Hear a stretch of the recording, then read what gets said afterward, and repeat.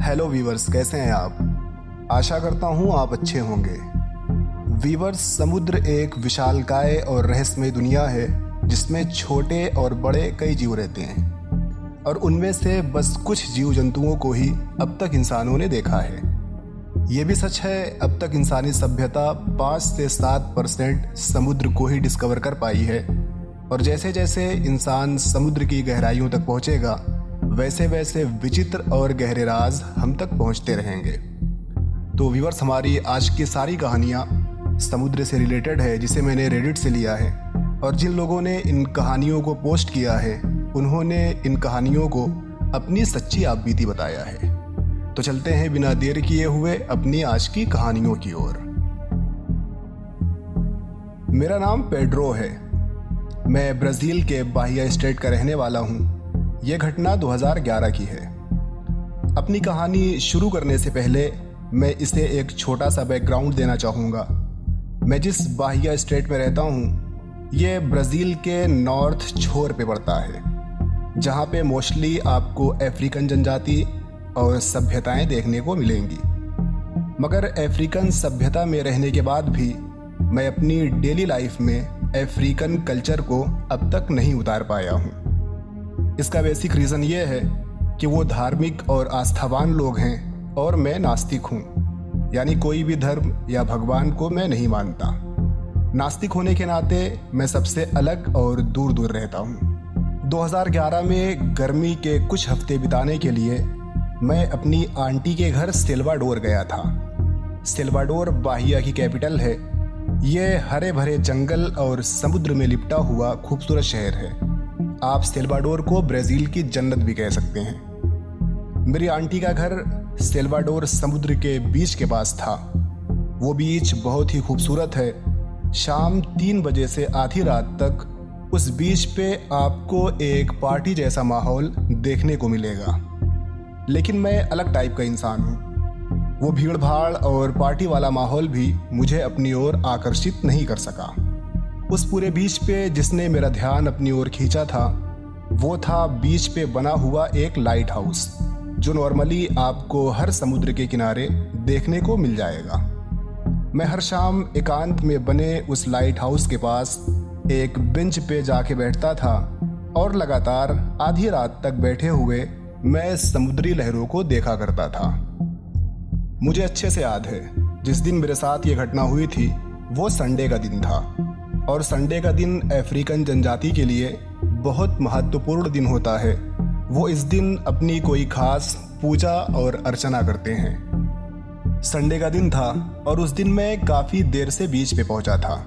रात के करीबन 9 बज रहे थे। जब मैं वहां पहुंचा तो मैंने देखा आसपास के अफ्रीकन लोग समुद्र के बिल्कुल पास खड़े होकर कोई पूजा कर रहे थे। समुद्र की लहरों के सामने आज पहली बार मैं इस तरह का कोई कृत्य देख रहा था। जिज्ञासावश मैं भी उन लोगों के पास जाके खड़ा हुआ, लेकिन कुछ ही मिनट में मैं वहां से हट के लाइट हाउस के पास चला गया। उस रात में बहुत देर तक लाइट हाउस के पास बेंच पे बैठा रहा। धीरे धीरे पूरा बीच तकरीबन सुनसान हो गया था। आधी रात के बाद समुद्री लहरें उफान पे होती हैं। ऊंची ऊंची उठती हुई लहरों की आवाज़ मेरे अंदर जोश और डर दोनों पैदा कर रही थी। हल्की हल्की चांदनी रात थी और समुद्र का लहराता हुआ पानी बिल्कुल काला लग रहा था, जो मेरे मन में एक अलग ही एहसास पैदा कर रहा था। मैं समुद्र की चढ़ती उतरती लहरों को देखे जा रहा था।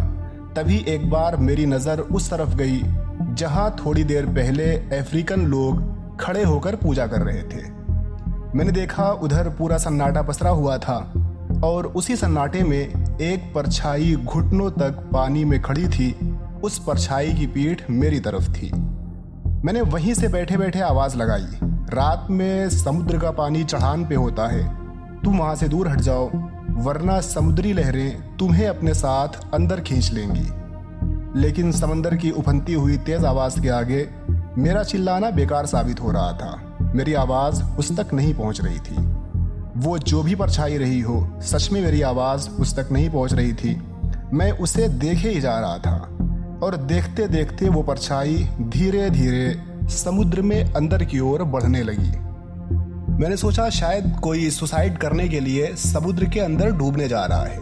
मैं अपनी बेंच से उठा और चिल्लाते हुए उसकी तरफ दौड़ने लगा, लेकिन मेरी आवाज़ शायद उस तक नहीं पहुंच रही थी, या शायद वो मेरी आवाज़ को सुन के भी अनसुना कर रहा था। जब तक मैं उसके पास पहुंचा तब तक वो कंधे तक पानी के अंदर जा चुका था।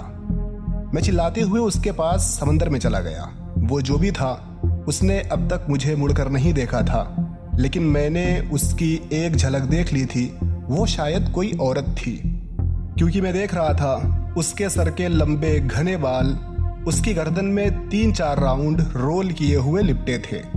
यानी आप ऐसा समझ लें, वो बाल इतने लंबे और घने थे कि उसने अपने बालों का जूड़ा बनाकर अपनी गर्दन में 3-4 बार लपेट रखा था। मैंने उसको कंधे से पकड़ के खींचना चाहा, लेकिन उस बीच एक भयानक समुद्री लहर आई। मैं चारों ओर से पानी में फंस गया। कुछ सेकंड में जब लहर वापस गई और मैं अपने आसपास देखने के काबिल हुआ तो मैं चकरा सा गया। मैं समुद्र में काफ़ी अंदर आ चुका था। मेरे आसपास अब वो औरत भी नहीं दिख रही थी जिसे मैं बचाने आया था। विवर्स, मुझे तैरना तो आता है, लेकिन समुद्री लहरें इतनी तेज थीं कि मेरा हाथ पैर चलाना बेकार था। मैं जितनी तैरने की कोशिश करता, लहरें मुझे और अंदर खींच लेती थी। मेरी हिम्मत जवाब दे चुकी थी। मुझे लग रहा था आज मेरी ज़िंदगी का आखिरी दिन है। मेरा दिमाग काम करना बंद कर चुका था। मैं बस अपनी मदद के लिए तेज तेज चिल्ला रहा था, लेकिन पानी की लहरों की आवाज़ मेरे चिल्लाने की आवाज़ पे भारी पड़ रही थी। मैं होपलेस हो चुका था और अपनी मौत को आज खुली आंखों से देख रहा था। तभी मेरे सामने पानी के अंदर से एक सर बाहर निकला। ये वही घने बालों वाली औरत थी जिसे मैं अभी अभी बचाने आया था। उसने मेरा हाथ पकड़ा और एक झटके में मुझे समुद्र के किनारे पे खींच लाई और खुद वापस पानी में चली गई। इस बार मैंने उसको अच्छे से देखा था। वो एक औरत थी। शोल्डर से घुटनों तक वो डार्क ब्लैक कलर का ड्रेस जैसा कुछ पहने हुए थी। उसका पूरा चेहरा मैं नहीं देख पाया था, क्योंकि उसके घने बालों की चोटी या उसके घने बालों का जूड़ा उसके आधे मुंह से लेकर गर्दन तक लिपटा हुआ था। उसकी बस एक आंख थी जो साइड साइड से सफ़ेद और बीच में हरी थी, और ये आंख उसके माथे के बीचों बीच में थी। पहली बार मैंने किसी ऐसी चीज़ को देखा था। मैं बहुत डर गया था। तुरंत वहाँ से भागता हुआ मैं वापस अपनी आंटी के घर आ गया, और उस समय ये बात मैंने किसी को नहीं बताई। और जब सुबह हुई मैंने वहीं के अपने एक ड्राइवर दोस्त को सारी बातें शुरू से आखिर तक बता डाली।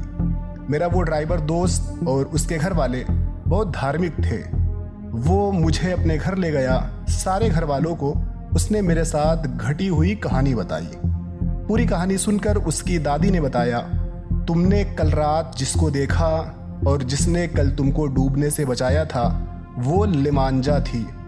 अफ्रीकन रिलीजन में उसको पानी की देवी समझा जाता है, और कल रात समुद्र के सामने उसी देवी की पूजा हुई थी, और तुम बहुत खुशनसीब हो, लिमांजा ने तुमको खुद आके अपना दर्शन दिया है।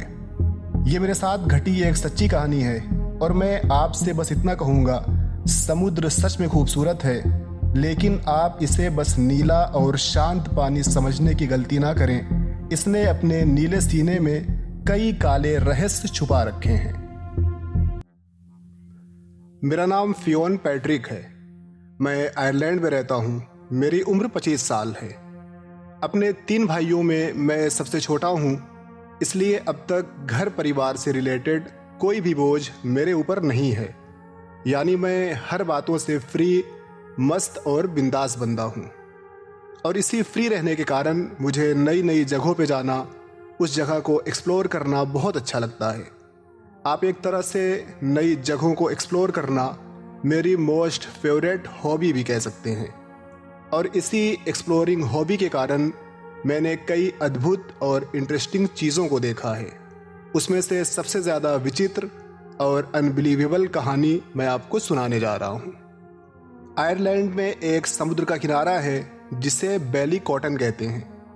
2019 तक उस समुद्री किनारे पर एक अबैंडन्ड कार्गो शिप पड़ी हुई थी, जिसका कुछ हिस्सा समुद्र के पानी में था और कुछ हिस्सा बाहर समुद्र के तट पे था। वो शिप कई सालों से वहाँ लावारिस पड़ी हुई सड़ रही थी। मैंने उस बेकार और लगभग सड़ चुकी शिप को एक्सप्लोर करने का मन बनाया और एक दिन अपने दोस्त लॉरेंस के साथ उस शिप पे पहुंच गया। अंदर से वो शिप ठीक ठाक थी, ऐसी कि आप बिना कोई रिस्क लिए आराम से अंदर जा सकते थे। धीरे धीरे हम सारी चीज़ों को देखते हुए अंदर बढ़ रहे थे। अंदर कहीं पे पानी भरा हुआ था तो कहीं पे हमें समुद्री सांप और मछलियाँ देखने को मिली। शिप के बीच वाले हिस्से में अच्छा खासा पानी था, जिसे पार करना हमारे लिए कठिनाइयों भरा रहा। उसको क्रॉस करने के बाद हम जब आगे पहुँचे तो अब हम घुटने तक पानी में चल रहे थे।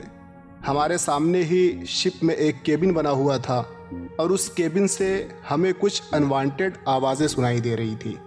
आवाज़ ऐसी थी जैसे कोई केबिन के अंदर कुछ पटक रहा हो। केबिन पे एक दरवाज़ा लगा हुआ था और इतने दिनों से पानी में रहने के कारण वो दरवाज़ा ब्लॉक हो चुका था। हमने बहुत कोशिश करके उस दरवाजे को खोला और आगे बढ़ गए। हम अभी 25-30 कदम ही चले थे कि हमने वो दृश्य देखा जिसने हमको फ्रीज करके रख दिया। हम अंदर तक डर गए थे। शिप के एक हिस्से में लोहे की चादर के बाद फोम लगे हुए थे। 8-10 साल के बच्चों जैसे दिखने वाले 3 जीव उस फोम को अपने दांतों से नोच रहे थे। वो 3 जीव 8-10 साल के बच्चों जैसे दिख रहे थे। उनकी स्किन पूरी तरह सफ़ेद थी। वो बिल्कुल बर्फ जैसे चमक रहे थे। उनका कोई कान नहीं दिख रहा था। उनकी बॉडी पे कोई बाल नहीं था, यहाँ तक कि उनकी आँखों पे आईब्रो तक भी नहीं थी। उनकी आँखें पूरी तरह लाल थी। नाक हम इंसानों जैसी थी, लेकिन कान नहीं थे। उनके पास हाथ भी था, मगर उनके पंजों में उंगलियां नहीं थी। उन जीवों के पास होठ नहीं थे। होठों की जगह छोटे और नुकीले दांत निकले हुए थे। अब तक उन जीवों ने हमको नहीं देखा था। हम दोनों बहुत डर गए थे। हमें लगा कहीं ये जीव हम पे हमला न कर दें। हम बस वापस पलटने ही वाले थे कि उन तीनों जीवों की नज़र हम पे पड़ गई। अब तो हमारी सांसें रुक सी गई थी। हमें लगा अब ये इंसान जैसे दिखने वाले खतरनाक जीव हमें चीर फाड़ देंगे। लेकिन थोड़ी देर के लिए हमारा डर कुछ कम हुआ। वो जीव बस लगातार हमें देखे जा रहे थे, मगर वो हमारी तरफ बढ़ नहीं रहे थे। उनमें से कोई जीव कोई हरकत भी नहीं कर रहा था। शायद वो तीनों जीव खुद हम दोनों को वहाँ देख के डर गए थे। और देखते ही देखते उन तीनों जीवों ने एक साथ शिप के बाहर समुद्र में छलांग लगा दी। वो जब समुद्र में कूदे तो उन्होंने अपने अपने हाथ फैला लिए थे। जैसे चमगादड़ जब उड़ती है तो उसके हाथ से लेकर पैर तक बारीक झिल्ली हमें दिखाई देती है। ये तीनों जीव जब हाथ फैला के समुद्र में कूदे थे, उनके हाथ से लेकर पैर तक बारीक सी झिल्ली लगी हुई हमें दिखाई दी थी। वो समुद्री जीव हमसे डर के भाग गए थे, लेकिन वो वापस फिर ना आ जाएं, इस डर से हम जल्दी जल्दी उस शिप से बाहर आ गए। बाद में हमने बहुत से लोगों से उस जीव के बारे में पूछा, लेकिन किसी ने भी हमें सटीक जवाब नहीं दिया। किसी ने कहा वो मरमेड यानी जलपरी के बच्चे हैं। किसी ने कहा वो शोकोए थे। शोकोए एक समुद्री लेजेंड है जो हमें पौराणिक कथाओं में सुनने को मिलता है। उसको इंसानों से मिलता जुलता समुद्री जीव बताया गया है। मैंने आपको जो बताया है ये बिल्कुल सच्ची घटना है, लेकिन वो तीनों जीव कौन थे ये मुझे नहीं पता। मैं बस इतना कहना चाहता हूँ, समुद्र एक विशालकाय विचित्र दुनिया है। आप जब भी उसके आसपास जाएं तो सतर्क रहें। मेरा नाम ब्रेनिमीर है।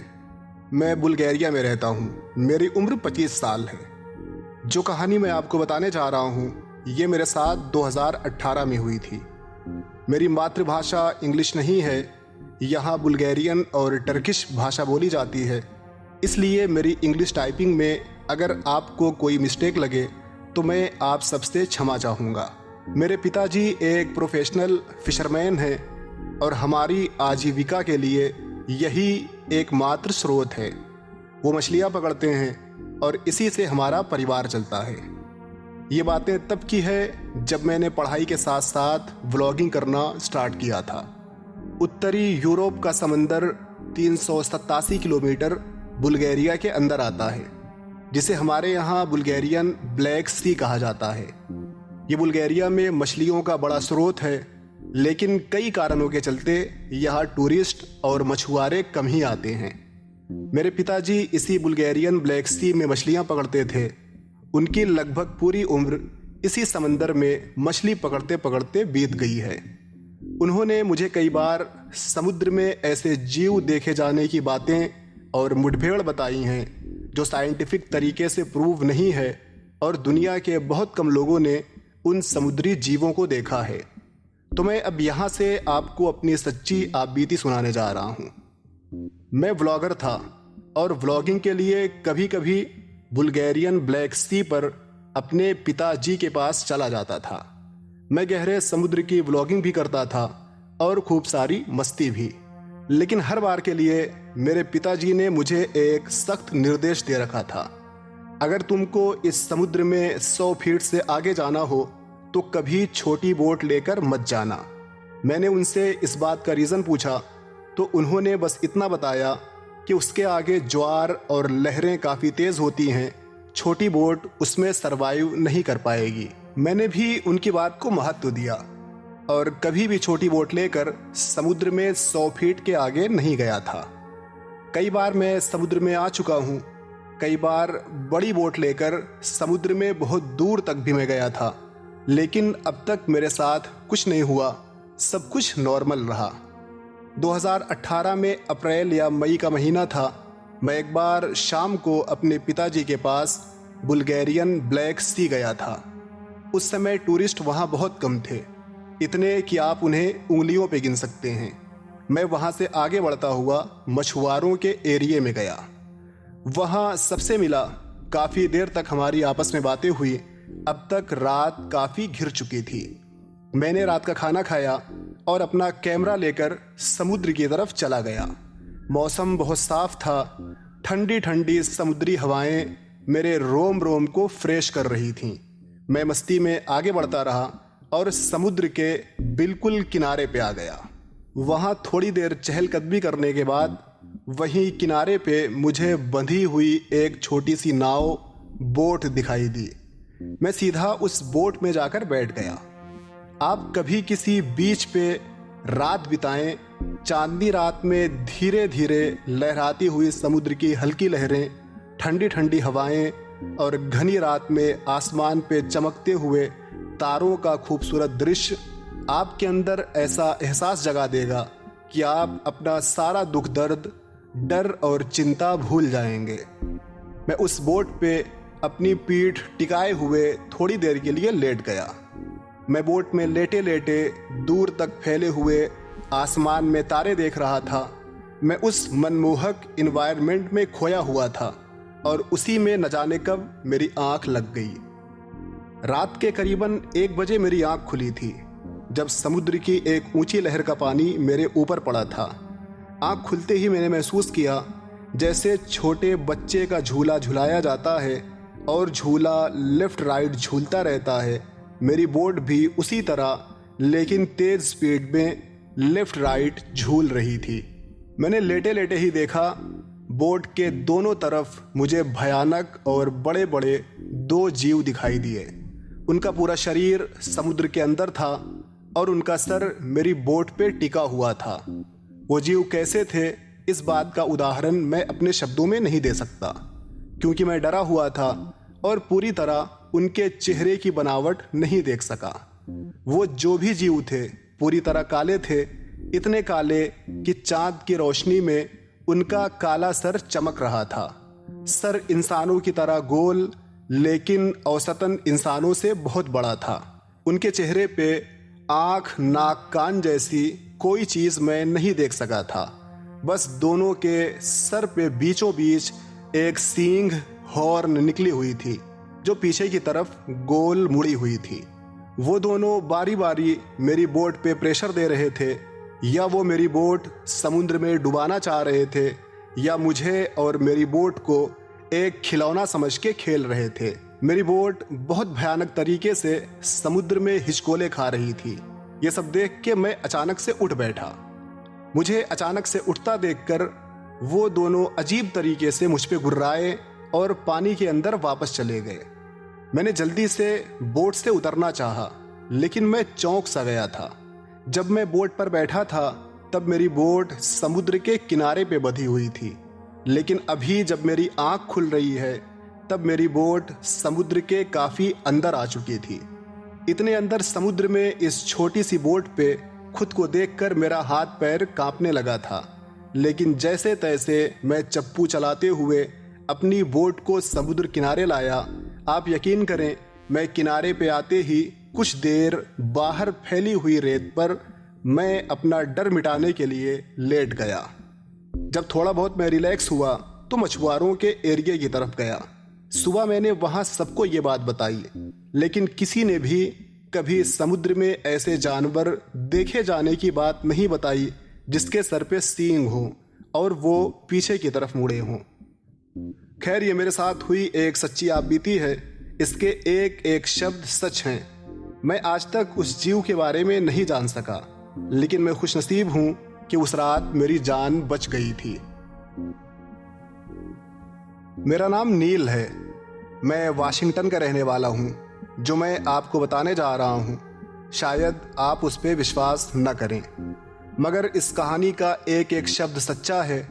मैं आपको बस वही बताने जा रहा हूं जो मैंने अपनी आंखों से देखा है। अभी 3 साल पहले मेरे साथ ये घटना हुई थी। मैं वाशिंगटन के ऑर्कस आइलैंड पे था। ऑर्कस आइलैंड पहाड़, जंगल और लेक से भरा हुआ बहुत ही खूबसूरत आइलैंड है। अगर कभी आपको मौका मिले तो मैं कहूँगा आप ऑर्कस आइलैंड एक बार ज़रूर विज़िट करें। लेकिन आप यहाँ जब भी आएँ तो बहुत सतर्क रहें, क्योंकि यहाँ जाइंट ऑक्टोपस और किलर व्हेल बहुत कॉमन हैं। मुझे जब भी मूड फ्रेश करना हो या तन्हाई में कुछ समय बिताना होता है तो मैं ऑर्कस आइलैंड पे स्थित कैस्केड लेक के पास जाके बैठता था। ये कैस्केड लेक समुद्र से जुड़ी हुई है, लेकिन इसके चारों ओर लंबे लंबे पेड़ और पहाड़ होने के कारण इसका पानी शांत और ठहरा हुआ रहता है। जिस दिन ये घटना मेरे साथ हुई थी, उस दिन मेरे पार्टनर से किसी बात पे मेरा झगड़ा हुआ था। दोपहर के 12-1 बज रहे थे। मैं बहुत दुख और अफसोस में था। अपना मन हल्का करने के लिए मैं कैस्केड लेक पर चला आया। दोपहर थी और इसी कारण बीच पे कुछ लोग दिख रहे थे, लेकिन कैस्केड लेक का एरिया पूरी तरह खाली और सुनसान था। मैं काफ़ी देर तक लेक के पास बैठा रहा। अपने पार्टनर को कॉल करके मैंने माफ़ी मांगी, क्योंकि मुझे एहसास हुआ कि गलती मेरी है। मैंने उसे कुछ ज़्यादा ही बोल दिया था और फ़ोन पे मेरे पार्टनर ने मुझे माफ़ भी कर दिया। अब मैं थोड़ा थोड़ा रिलैक्स फील करने लगा था। मैं अपनी जगह से उठा और थोड़ा चहलकदमी करने लगा। लेक के किनारे टहलते टहलते मुझे एक जगह पानी के ऊपर 2 सींग दिखाई दिए। वो दोनों सींग पानी से 7-8 इंच ऊपर दिख रहे थे। मैंने बहुत देर तक गेस किया और इस नतीजे पे पहुंचा, ये किसी गाय या भैंस का स्कल है या कोई गाय या भैंस यहाँ लेक में डूबी हुई है। मैंने जानना चाहा, ये पानी में डूबा हुआ स्कल है या कोई जानवर है। मैंने इधर उधर नज़र दौड़ाई। पास ही में कैंप में यूज़ होने वाला लोहे का एक पतला सा रॉड पड़ा हुआ था। मैंने उस रॉड को उठाया, एक कपड़े को उस रॉड पे बांध के उसका फंदा बनाया और अब उस फंदे को मैंने पानी पे दिख रही सींग में फंसा के लेक के बाहर खींचना चाहा। लेकिन ये मेरी लाइफ की पहली और आखिरी बड़ी गलती थी।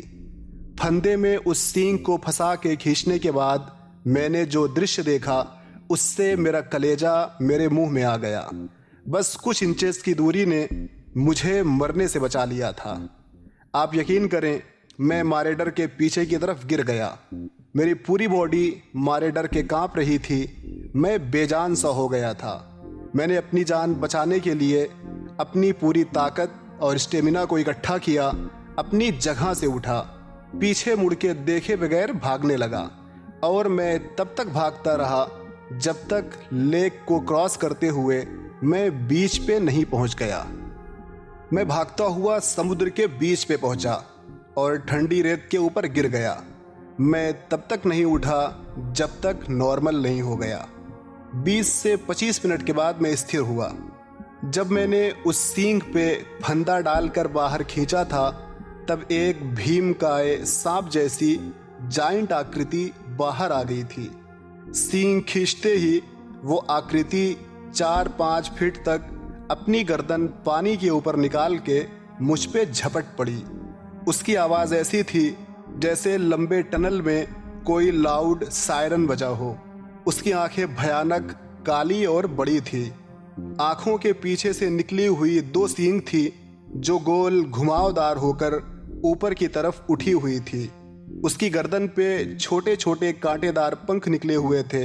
वो कितना बड़ा था ये बात मैं आपको सटीक नहीं बता सकता क्योंकि उसकी पूरी बॉडी पानी के अंदर थी। आप अगर किसी तालाब में कोई बड़ी सी चीज़ फेंकते हैं तो तालाब का पूरा पानी लहरा उठता है। सेम उस क्रिएचर ने जब हरकत की थी 60-70 फीट के सर्कल में लेक का पानी बहुत तेज़ लहरा उठा था। मैं उसे कोई बड़ी मछली कहूँ, सांप कहूँ या ड्रैगन कहूँ, मैं खुद कंफ्यूज हूँ। कोई मेरी इस बात पे खुले मन से विश्वास नहीं कर पा रहा है।